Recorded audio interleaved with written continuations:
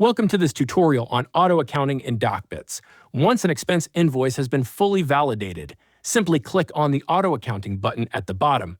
You will then be redirected to the auto accounting page. On the right side, you will see the invoice again for verification, while on the left side, the accounting entries are processed.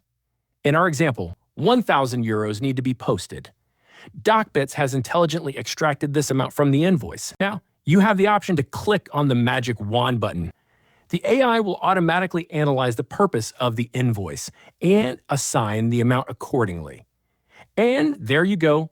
The AI correctly identified that these are freight costs. To further explain the process, we will also go through it manually and show you how to allocate the total amount to multiple accounts. To split the amount, simply click on the plus symbol next to the amount on the right. You can do this as many times as needed, depending on how many accounts you want to distribute the amount across. You can then enter either percentage values or the exact amount for each cost center. On the left side, under Accounts, select the appropriate cost center. Additionally, fill in the fields for controller code, product line, project, region, country, and channel, ensuring that everything is correctly recorded in Infor. If there is any remaining unallocated amount, DocBits will detect this and notify you below the table with the outstanding sum. Once you have completed the allocation, click Continue, and that's it. Accounting with DocBits is that simple. Thank you for watching.